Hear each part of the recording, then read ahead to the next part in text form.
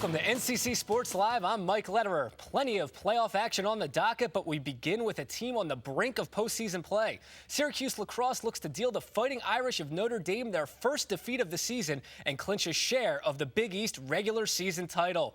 Fourth largest crowd in Carrier Dome history on hand as 14,751 fans saw John Desko's team get off to a slow start in this one. After an early goal from Ryan Foley, Zach Bredeman finds the back of the net here to give the Irish an early 2-0 lead, but the Orange would respond in a big way as even Stevens Ianzito finds Keogh in the front of the net to even the score at 2 apiece. And after a goal by Tommy Palasek gives Syracuse a 3-2 lead, Jojo Marasco finds freshman Scott Loy to cap off the 4-0 scoring run for the Orange.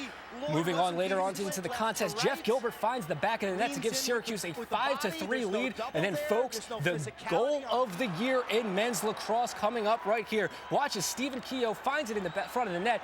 No look between the legs. Are you kidding me? What a shot by Keogh. He picks up another goal in this one. 4 goals on the day total for him. It was the first time all season that the Irish allowed double-digit goals in a game. Syracuse goes on to win by a final score of 11-8. And after the game, Keogh reflected on his big day and his belief that the offense is rolling at the right time for the Orange. We have so much firepower. We just move the ball around and, take good shots. The ball's bound to fall in the back of the net. And, we shot well today. The goalie played a pretty good game, but luckily we scored some good goals. And it's just unselfish plays, and hopefully it continues. From a team heading to the playoffs to a team struggling out of the gate. After a 5-2 start to the year, it's been a disappointing 8-game road trip for the Syracuse Chiefs. The Chiefs went into Sunday's matchup against the reigning IL North champion Scranton Wilkes-Barre Yankees, looking to salvage a 2-6 road trip. Ross Detweiler took the hill for the Chiefs in this one. We pick things up in the bottom of the 5th as Kevin Russo singles home Ramiro Pena to make it a 1-0 lead for the Yankees. But the Chiefs would answer quickly here in the top of the 6th inning. Seth Bynum with his 3rd home run of the season. The deep left center field knots the game at 1 apiece. Fast forward to extra innings in the bottom of the 13th. Former Chief outfielder Justin Maxwell with the walk-off home run. Scranton Wilkes-Barre wins by a final score of 2-1. With the loss, the Chiefs move to 7-11 on the season, and Syracuse returns to Alliance Bank Field tomorrow for a 4-game set against the Toledo Mudheads. It's every football player's dream. All of the blood, sweat, and tears come to an apex when 256 men hear their name called annually at the NFL Draft. For Syracuse football, it would be a very special weekend for 2 former Orange stars. In the 4th round of the draft, with the 22nd pick of the 4th round, the Indianapolis Colts selected running back DeLon Carter.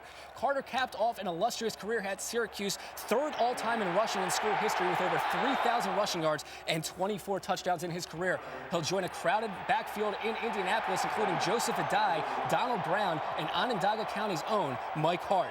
1 round later, linebacker Doug Hogue went off the board with the 26th pick of the 5th round to the Detroit Lions.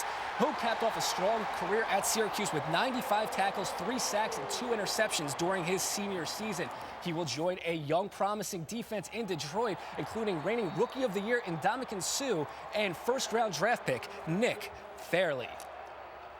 It had been 7 years since the New York Knicks got to experience postseason play, and in the blink of an eye, it looked like another quick playoff exit was on the horizon. In a season filled with optimism and hope, Stat and Melo looked to stave off elimination Sunday against the Boston Celtics, down 3-9. Amari Stoudemire was questionable before Game 4 due to back spasms. After struggling in Game 3, going just 2 of 8 from the field with 7 points, he would give it a go in an elimination game.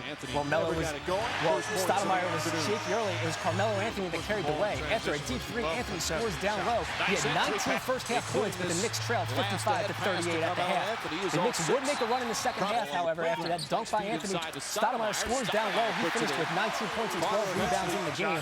And then Carmelo would hit the deep jumper here. 32 points on the day for Anthony would cut the Celtics lead to 6. But the Knicks would not have enough as Boston pulled away late. Kevin Garnett with his patented mid-range jumper as the Celtics would go on to win by a final score of 101-89. With the victory, the Celtics move on to the second round where they'll have a date in South Beach with the Miami Heat. From one postseason to another, 6 months of hard-hitting pride and passion all comes down to one 60-minute hockey game. For the Sabres and Flyers, it was all about Game 7, the moments in sports where legends are created.